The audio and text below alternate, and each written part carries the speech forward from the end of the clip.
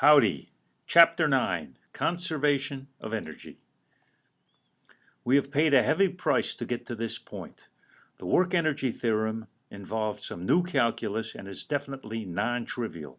It tells us that as long as the force you consider is the total force acting on some object, the work done is equal to the kinetic energy at the end minus the kinetic energy at the beginning. Even more difficult is the material in the last chapter, trying to cope with the idea of a function sometimes existing and sometimes not. We had that the work done can sometimes be written as minus the change in the potential energy function, but only if the force F was conservative. What is the reward for this effort? Suppose there are many forces acting on an object, with some being conservative, designated by F con, and some not, designated by F non. If we write F tot equals F con plus F non, the total work done is the work done by the conservative force plus the work done by the non-conservative force. And that total is equal to the kinetic energy at the end minus the kinetic energy at the beginning. For conservative forces, you can replace the integrals by the corresponding changes in the potential energy functions, with, of course, the negative sign.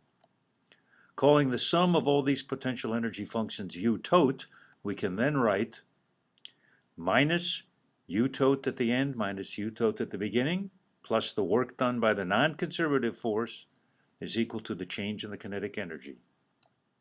And taking the potential energy to the right side, the work done by the non-conservative forces is equal to the change in the kinetic energy plus the change in the total potential energy. The right side is now the change in the mechanical energy, kinetic plus potential, between the points R1 and R2.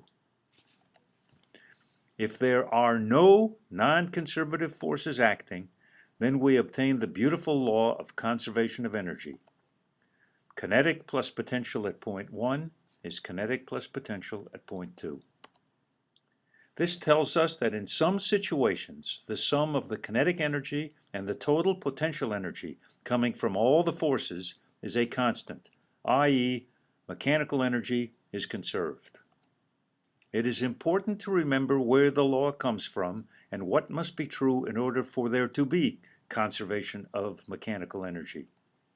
If the conditions are not met, for example, if friction is present, one can always go back to the work energy theorem. This is an example of a nice simple system you might even find on a physics test. What we have is just a mass on a spring. If I pull the mass down a certain distance, it oscillates up and down. We will be able to analyze this in grim, gory detail. But now you can see we have potential energy stored in the spring, we have the potential energy due to the force of gravity, and we have the kinetic energy of the mass. And we could calculate the potential functions, find out how high up the mass is going to go, analyze this in great detail. You might even find it on the test. We never would have to think about energy. We could solve this problem just using Newton's laws, and we will do this much later in the course. In fact, it's very important for engineers. It's the basis of courses in vibration. However, suppose we looked at a much more complicated system.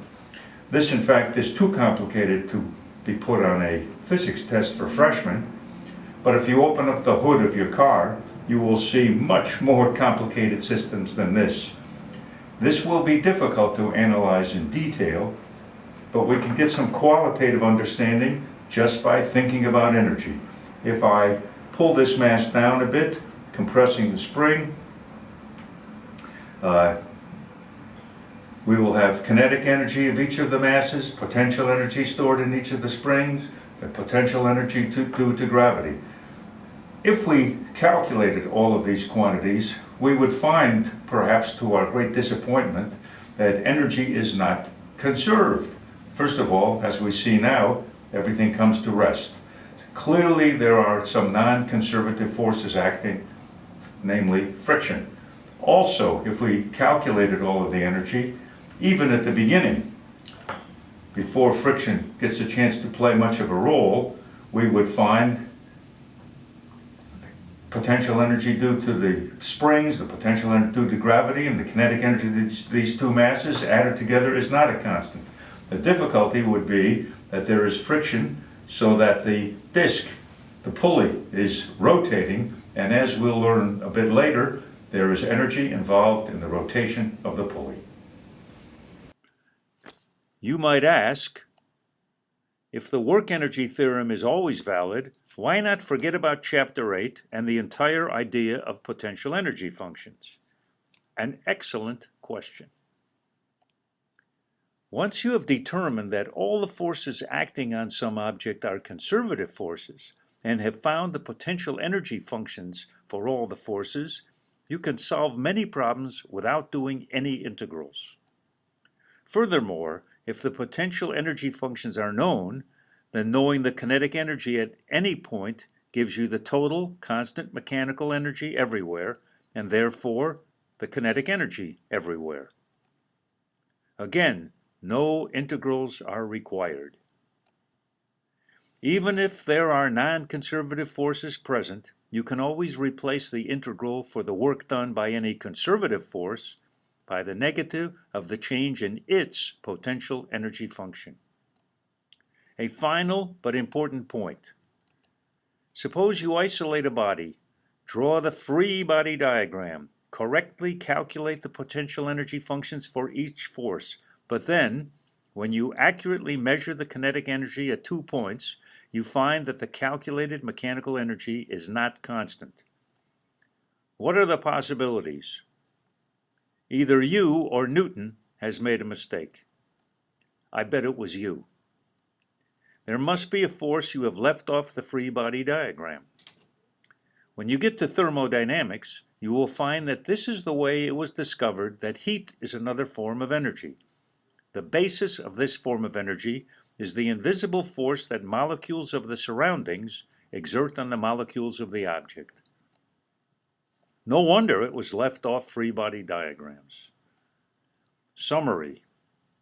The work energy theorem of Chapter 7 and the potential energy functions defined in Chapter 8 are combined to yield the famous law of conservation of mechanical energy. Potential energy at R1 plus kinetic energy at R1 is total potential energy at R2 plus kinetic energy at R2. The law is only applicable when there are no non-conservative forces acting. When applicable, it allows you to solve many problems without doing any integrals. It is also the basis for the concept of energy as something that can be transformed from one form to another while always retaining its value. Gagum.